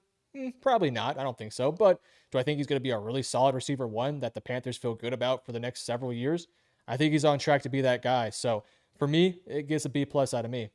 No, A minus. I'll be a little nicer. I love this pick because this dude is an old school X receiver. Put him in the boundary and let him beat up on people because he's big, he's physical, he knows how to catch. He's not the most explosive out of breaks, but he's gotten better in that regard in his route running, and better at creating separation. But what he's really good at, test the catches, 50-50 balls. Like he's still doing that. And I don't think that ever changes. Even as he gets slower and he gets older, the fact that he has really good body control and can high point the football will always give him a chance to succeed. So and for Bryce Young being a smaller quarterback, we can just throw the ball up to a big guy. It makes your life a little bit easier. So I'm gonna give it the pick of A as well because I think, to your point, Metro, I don't think he'll ever be like just like special, but I can see him being highly productive for a long time. What he does for Bryce, like y'all mentioned, is the biggest part of this. He could extend his career, get him that second contract potentially if he keeps playing better and better over time, and you have to have a Tet to do that. So I give it an A plus. That was a great pick. It's absolutely needed if you want to see your quarterback succeed. Let's move forward to our next team. We got the Jets here at 7. They take our Membo, I forgot how to pronounce it, the Missouri O tackle. Metro knows, guys, I was all over Armand Membu. I think he was my number 1 offensive tackle. I was obsessed with this guy. Metro, what's your grade on the pick? Yeah, I like what Armand Membu's done so far this year. Look, he plays right tackle, so it's, I don't want to say it's the easier position because tackles, it's freaking hard no matter you play right or left. It doesn't really matter. I think Membu's done a fine job. Now, do I think he's been as good as Kelvin Banks? Probably not, especially you put the context that Banks plays on the blind side and all the things he does on that side. I think Membu's doing a really good job, though. I mean, on the year, 6 penalties, 3 sacks allowed, but, I'm not too concerned. A lot of those things are Justin Fields' freaking fault because that man cannot release the ball on time to save his life. He holds onto that ball for dear life, and some of those things are not on Membu. A lot of it's on Justin Fields. So that all said, he's done a really good job. He looks like a really good tackle. Him and Olu Fashanu, there's a bright future for this tackle room for the New York Jets. So I'm not going to go A+. I'll give a solid A. whenever you get a great offensive lineman in the top 10 picks, you feel really good about it. And I think the Jets hit a home run with this one. So I'll go with an A. Yeah, I like Mimbu coming out. Mainly because I just thought he was a safe pick. Like for what he was, even if he was the crash and burn at tackle, I think he could slide in that guard and be just fine. So I can see that like sort of progression for his career where he starts, 19 years at tackles and then for his last couple just slides in that guards and makes a lot of money doing that as well. He's physical, he's strong, he's had his laws, but to your point, Metro, Justin Fields holds the ball too damn long. So that always hurts your tackles. I think he's going to be a good player for a long time. So I'm going to give him a B plus for his instant impact thus far. I'm gonna go A minus. I was obsessed with this prospect, still am. I think it was the right pick overall. And when you're building a new team from the ground up, no better place to start than with the O line. So in the long term, this could be really good for Jets fans. Hold on, Jets fans. Maybe it finally turns around. We'll find out here in about No, 7 it years. never does. It never will. Hold Arnie your. doesn't know what he's doing. Let's go to 6. We got the Raiders. They take the player, the hype player of the draft. They get Ashton Genty, the running back out of Boise State. This guy was getting comps, man, like Bijan Robinson. See Saquon Barkley. It was insane. It was insane, and I mean, it was justified. He was an awesome, awesome NCAA running back. So, Metro, bring us back to ground Earth or planet Earth. What's your grade? I loved the pick at the time because I thought, okay, Geno Smith, veteran quarterback, put him behind what I thought was a decent enough offensive line. I didn't think they were good, but I thought they were fine. Then you say, okay, you got Jacoby Myers, you got Brock Bowers, and hey, you got veteran Pete Carroll in the building too. This team's going to be good offensively. Man, it just has collapsed. Geno Smith has been embarrassingly bad this year to the point where in the past few weeks, they do not trust this guy to throw the ball down the field at all. Everything is screens, dink and dunks, slants, curls, digs. They don't trust this guy to throw anything past 15 yards right now. He's been embarrassingly bad. And unfortunately, it's kind of trickled down to Genty not being able to do a whole lot as a runner. Look, should the Raiders have taken Genty? No. They should have took Harmon Membu. They should have took Kelvin Banks. That would have been probably the right pick for this team because, boy, they could use an offensive tackle. So do they regret this pick? Yeah, probably. Genty is a really talented player that I think is a great running back, and I think he has the potential to be a top 10 running back. But behind that offensive line with that quarterback, with all the issues that team has, he's not been able to show it. So I got to give this a C minus. I think Genty's a good player, a great player in fact, but you have to build your team on the line of scrimmage, and they're a bad line of scrimmage team right now with a quarterback who's failing in part because of it. Man, so I liked Genty. I didn't love him like other people did because I thought he was a guy who needed 25 carries of power, counter, duo, whatever the case may be. Like he needed so many yards touches versus quality teams to get going. He wasn't like a Bijan or Saquon where they can just take a sweep, a screen, line up Dynamite. wide. He was like, to me, he's a early 2000, late 90s running back. Line me up in the eye, give me the ball. And to your point, I would have went O line because just start when you're rebuilding the roster, start up front. You don't start with a back. Why? Because his shelf life is already short. So now they're going to run him to the ground before his second contract because they're not good at quarterback. Why are they not good at quarterback? Because they don't have an O line. Why don't they have an O line? Because they took the running back. Cause and effect. So everything you said is 100% spot on, and he is playing a little slower because he doesn't know if the blocks are going to hold up. He's playing very indecisive opposed to just taking what's there. So I'm seeing a little bit more hesitation opposed to just hitting the hole, get what you can, because now he's at the point where like, I don't know when I'm going to get the ball again or how I'm going to get the ball because we're down by so much, or Chip Kelly wants to call 3 straight passes for whatever God-given reason opposed to giving me the ball. So like you're seeing him start to think a little bit, but I'm gonna give the pick just a solid C. Like I like the player. I didn't like the pick for the team, especially taking a back that high. It rarely pans out unless that guy is, Bijan. Bijan is different. Bijan is a totally different athlete. Saquon, totally different player. Like they're explosive in ways that NT isn't. So C. Appreciate the honesty, guys. I'm gonna go hesitant, but I'm gonna go B minus. I think he's got that juice in him still. This is still the player we knew personally in my eyes. Like you said, we're just limited by a Chip Kelly offense and Geno Smith, and that's the end of that story. If they had mediocrity in there, I think it's a way different season right now for Genty. So I'll go B minus. He's had somewhat of an impact, just not the kind we expected out the gates. Moving forward, we have at 5, we got the Browns trading back from 2. They could have got Travis Hunter, but they trade back and get Mason Graham, the Michigan D tackle. And they acquire some good capital here. I'm going to pull this up while Metro gives his grade so I can confirm this. Yeah, they traded back from 2 to 5. I think they got a first round pick from next year. And, in hindsight, initially I wasn't a huge fan of the pick because I'm like, you can get a two-way star on Travis Hunter. You can play corner and receiver, which the Browns could use.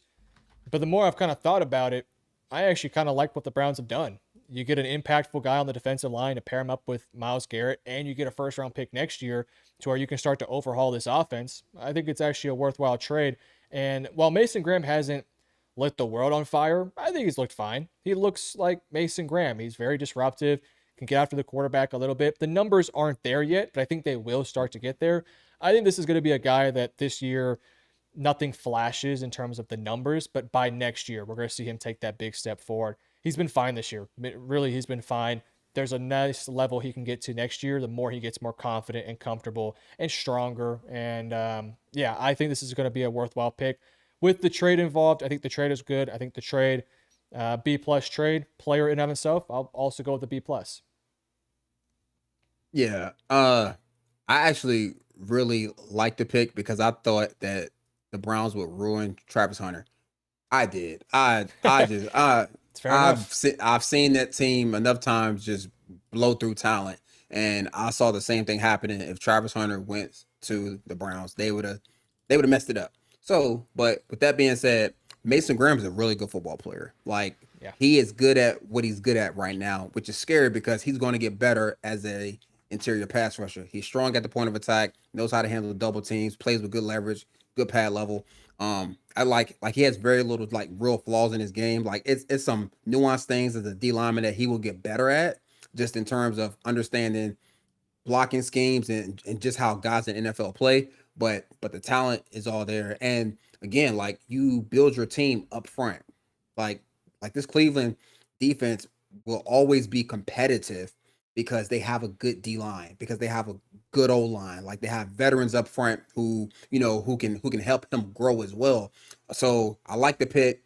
I didn't necessarily like I didn't mind the trade, but when you trade for future picks, you're betting on the next year's draft class to be just as good, if not better. And I don't know if that's the case for what they need. So that's why I like the trade, I would give a C plus to. But the player, I would give a B to. I like that perspective a lot because mine's a little bit different. So I like to hear, of course, an NFL scout's perspective. From my angle, the Browns were not a Travis Hunter away from being good, right? I think you said it best, B. Ross. They Very true. probably would have ruined him. So, and I also was a big, I forget his name. He's right here in front of me. Mason Graham fan at D tackle. Yeah, the trade was to confirm. They went from 2 to 5. They get a second round pick. They got 36 overall. That's money. They get a fourth round selection, 126, also pretty good, and a 2026 first round pick. That's a haul. Can't even It lie. is. That's an absolute haul. 36 in next year's first will pay dividends, especially when it's the Jaguars' first round picks. I know the Jaguars have been playing pretty well this year, but you know, how far Anything can can they happen. truly go? How far can they truly go? So I like the trade. I give the trade A minus. I thought it was pretty good. And then for the pick, I'll go B plus. Right? Like he's still got stuff to work on, but he's off to a pretty decent start, and it'll only get better as time goes on. Next up, we have Love this kid. Patriots, man. They got Will Campbell, the yo tackle. Everyone thought he was a T Rex, but man, he's got so much heart and he just had to be a Patriot. Metro, what were your thoughts on this pick for instant impact? Yeah, I'll keep it quick. I think he's doing a good job. Really had a rough game versus Myles Garrett, but every single rookie on earth would have a rough game versus that guy. Other than that, though, if you take away the Myles Garrett sacks, he's only given up 2 outside of Myles Garrett, and he's been really dominant. So he's got versatility to play inside or outside, and he's just a really good tackle. So you get a generational, I don't want to say generational, you get your long-term left tackle of the future with your young quarterback. This pick gives an A for me. I love Will Campbell since I saw him as a true freshman at LSU, going in and scouting, like seeing him. Like I remember people telling me, "Oh, he's gonna be a top 5, top 10 pick." And like as you saw him progress, I'm like, okay, yeah, like it's definitely coming. Even with like shorter arms, because it is noticeable. Without measuring him, you knew his arms weren't longer than 33 inches, probably, right? But guys who have had short arms their whole life, they know how to play. Like that's why they're still top picks. Like he figured it out. Again, he's had his rough spurts, but that's just from not knowing how to play against these guys.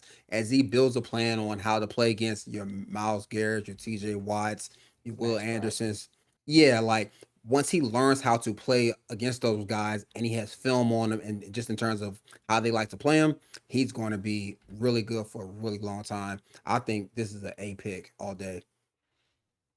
I'm gonna go A minus. I think he's been exceptional and he fits the culture. We talked about Amari and Hampton, how he's probably gonna fit the culture. Mhm. Maybe not the culture, but the scheme they want to do. This guy's the voice inside the building.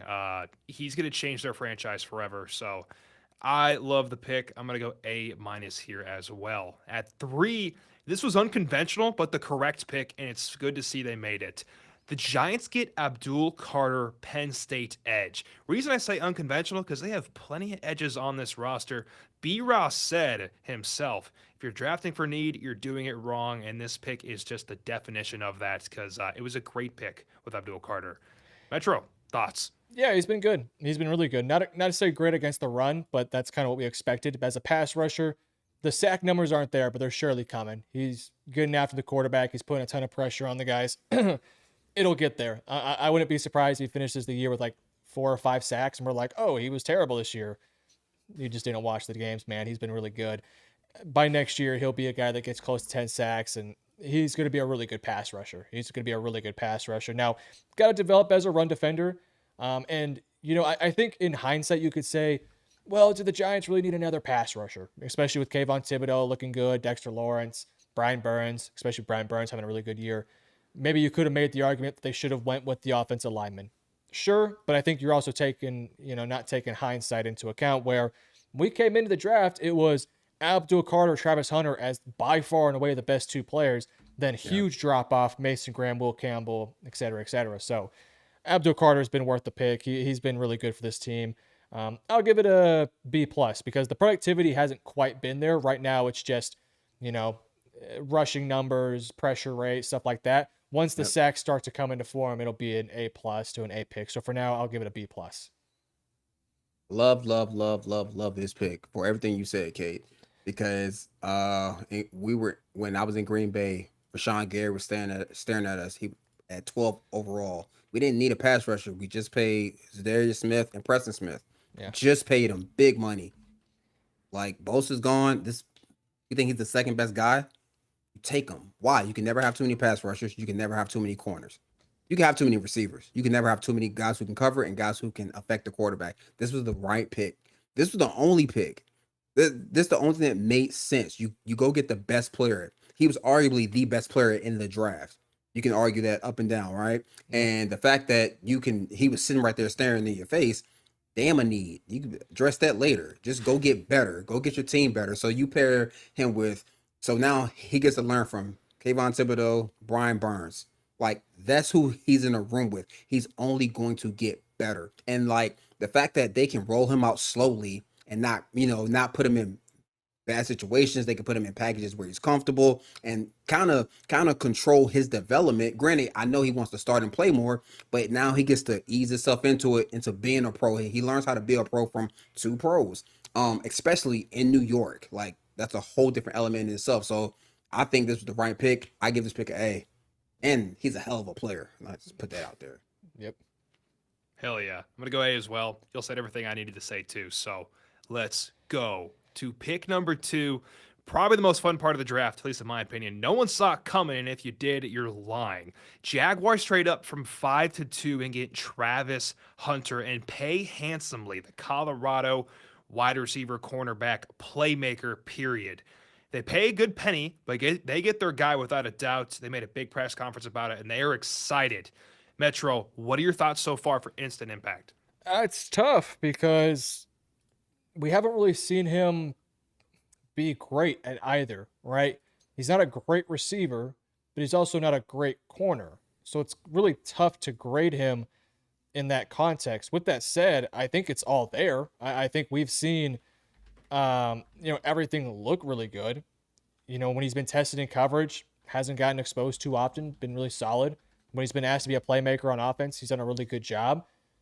You take into account they traded up for this guy. I think he's been about what they thought he would be in his rookie year. And I think as time goes on, they'll figure out where they really want him. They want him more full-time corner. They want him more full-time receiver. I still think you can use a little bit of both, certain packages on offense. But I think they really need to figure out what side they want him on and then how they can use him on the other side a bit more sparingly. So if you want him as your receiver, let him be a full-time receiver and then have him be on certain packages like maybe your nickel package on defense. Or if you want him a full-time corner, okay, let's figure out where we want him in terms of a receiver package. So it's tough because I don't really know if the coaching staff's putting him for success right now. So I'll give the trade a C minus just because I just trading a first, a lot of draft capital, especially when you're not a great football team. That's always a little rough. But yeah, I think in terms of the player, I'll give Travis like a B minus. I think I'll say a B minus. Not that he's been bad. He just hasn't really been figured out where they're going to use him at yet. So I'll go B minus.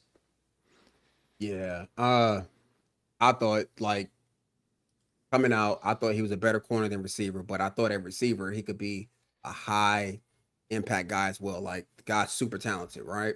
So with that being said, Jacksonville, to your point, Metro, they have to figure out how they want to use him, and they have to figure out what he can handle. They haven't pushed him, Yeah, like, sure. like I tell people all the time, like the NFL is like driving a car, crashing it, and then taking it to a repair shop during the week, and then crashing it again on Sunday. That's what the NFL is in terms of your body. Now, with that being said, this guy has dealt with only like one injury throughout his career, and that's it. So Yeah. he clearly can handle it. So to me, they didn't have a plan. Like they should have had a plan in terms of how they're going to put him out there. If you're going to put him out there receiver, okay, well, have him play most downs at receiver, or you say, first, second down, it's run or pass. You play third down, you play. Then on defense, you only play on third down. Like something they have no plan because this kid's way too talented to leave on the sideline. Like he can cover with the best of them, and he is a athletic, limber receiver who's shifty. He's smooth, like, and his ability to go up and catch the ball like he's a big guy is so impressive. So, um, I give the trade I give the trade a C, just because I really don't think they had to trade up and get him. Like he would have fell to them because I don't think the Giants take him, I think they would have. and I don't. Oh, and the only reason I say that because Dabo doesn't see the value in it. Like he's big with the front, like getting my front better. So if Jacksonville takes or if Cleveland takes Abdul Carter instead, like I think Travis Hunter falls to in somewhere in 4 through 7 where he gets picked then to me. But that being said, I give the trade a C and I give Travis Hunter a B because we did see, when he was the primary guy, Brian Thomas was out, he 100-yard game, touchdown, like he has all the ability in the world. So B for Travis, C for the team. Feel that. I'm gonna go C for the trade. Thought it was expensive, but if you believe in your guy, go get your guy. And then for the actual player, I'll go B too. We're 8 weeks in. I know we're grading on instant impact. It hasn't quite been there, but we knew Travis would be kind of a project at wide receiver. He's already looked better than honestly I thought he would initially out the gates. And then at cornerback, take a little bit of time there. So tons of upside. But for instant impact, I'll go B minus for this one. And then finally, at number 1 overall, the Tennessee Titans get their quarterback of the future, hopefully, Miami Cam Ward. Now, to set the scene before we say harsh things, the Titans have been absolute cheeks this year, okay? Like, this guy's not been in a good situation. His wide receiver 1 was Calvin Ridley and a couple emerging rookies. The O-line has got a lot of money spent on it, but is honestly not that great. A lot of question marks is the point. And their head coach just got fired. Talk about a horrible situation. So here we are today. Let's talk about Cam Ward instant impact. What has it been? Metro, take it away. You kind of hit the nail on the head. This is the worst. I'm trying to think, like, of all the quarterbacks we've had in recent years, I would say this has been probably the worst destination for a young quarterback to go to, especially a developmental quarterback. This is bad, very bad, because Chicago takes Caleb Williams. They already had DJ Moore. They already had a couple of the guys on the offensive line. They had extra draft capital. They had some things, right? When Jacksonville took Trevor Lawrence, there were some things there, right? That was not a horrendous football team. Not a good one, not horrendous, right? You keep kind of going down the list. The only one I can maybe compare it to would be Bryce Young. Bryce Young. Because that team was horrendously bad. That's the only team I can maybe compare it to. And we saw how Bryce Young panned out in terms of that year. But Cam Ward, but even with Bryce, like Bryce was not a developmental guy. Bryce was a guy you could throw in immediately and get some sort of productivity out of. Cam is fully developmental. Like he is a guy that needs probably 3 years of development. And to put him in this scenario is rough. I mean, he has bad receiver play, bad running back play, bad offensive line play, a shitty defense, and his head coach got fired 6 weeks into the season. It don't get much worse than that. So to Cam, who was a guy that I thought probably wasn't worth the number 1 overall pick, I thought he was talented. I don't know if he was number 1 ready. For him to be put in that scenario was rough, so I feel bad for the guy. I think this is probably a C- because he's shown flashes like that game-winning drive versus Arizona. Some of the throws he makes are really impressive. But, man, it's rough. So I'll go C- for Cam. I don't think they're regretting the pick yet. I think they're probably regretting everything else, though, in terms of who they hired at head coach, who they signed in L'Jarius Sneed and Calvin Ridley, and all that extra stuff. So I'm going to go C-. Yeah. I loved Cam Ward because his ability to place the ball anywhere he wanted to was the most impressive thing. I didn't think he needed development. I think he needed what every young quarterback needs, and that's just support. Like it's like I equate being a rookie quarterback to being a single mom. It's really hard if you don't have no support. Tell you that much right now. But if you have any sort of, of a support system, loving head coach who cares about you, you have your mom and a coordinator who puts you in the right position, guides you along the way, a veteran backup, that guy's needed in the locker room. It's much like being a single mom. So That's great. I didn't think the talent was an issue because he can make every throw 10 times over. He can layer the ball. His thing is he doesn't throw a catchable ball all the time. He throws with so much heat sometimes that, granted, it got into that space, but maybe you throw it in the next window or you don't throw it at all because he puts heat on guys and like they're not ready for it. And I know a lot of young quarterbacks who have strong arms deal with that. Josh Allen dealt with that early on. Like guys just couldn't handle the heat. So he has all the tools in terms of his physical ability. To your point, Metro, he has no one backing him up. He's a single mom at a shelter. He has no support. I'm telling you, like not nobody, not social services, not nobody supporting him in terms of guys who can make plays. They don't have a run game. They don't have a good defense. You fired the head coach. Like how long the GM's going to be there, no one knows. You know what I mean? Like it's so many unknowns and instability that this very similar to me what happened with Sam Darnold. It's very similar. Yeah. Sam Darnold is not a throw he could not make. Where did he go? To one of the worst organizations when it comes to handling young quarterbacks, the Jets. Why? Because they treated him like a single mom they didn't want. They gave him a baby and said, you're done. You're out of here. That's what these rookie quarterbacks look like when they don't have support. So when when guys do have success, it's because they have a support system behind them. Cam Ward has no support system. I think he's a good player. I think if he has just an inkling of, if you put him in Jacksonville and you switch him and Trevor Lawrence, oh my God, Jacksonville is a playoff team, no doubt about it. I'd say so too. You know what I mean? Like he just needs support. And if he ever gets that, I don't know. Some moms do, some moms don't. But I'm just saying, if he has support, hell of a pick. If things are going in this direction, the pick is a C, but the player is probably a B. Like the talent's there. or he's going to be better on his second contract, much like Sam Darnold, much like Baker Mayfield, where a team who appreciates him and will take the baggage of a single mom and say, hey, I love you regardless. Oh, yeah. Comp of the day, single mom to a rookie Cam Ward. quarterback. I love it. I absolutely love it. I'll leave us on a note here for Cam Ward. Cam Ward currently let's read stats, okay? He's got 1,600 yards. He's got 5 touchdowns, 6 interceptions, and it's been a shit show. Has he played great? No. Has he played good? Occasionally during flashes of the season. Overall, it's been poor play, but he's a rookie quarterback. What else would you expect? I'm on the same train as I thought he'd be playing. Maybe not well, but he was ready to play in the NFL when he got drafted immediately. And I say this because of this. Cam Ward, 0-star recruit. He was in a system that didn't allow him to flourish, goes to Incarnate Word, then transfers with his coach all the way to Washington State. Coach gets a better job. I think it's at North Texas. He has to find his way out again. He was going to go to the draft, but he gets pulled in by Miami, and they say, come on over, Cam, let's make something special happen.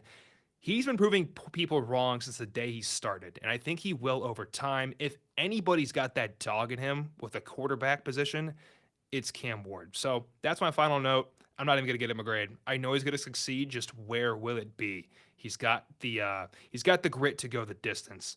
Gentlemen, we want to hear your thoughts and your grades as well. If you enjoyed the video, drop a like. Also, we're on our way to 1K, and it starts with you. We're at about 600 right now. If we get to 1K by Christmas, I might cry. So go subscribe down below. Appreciate you very much.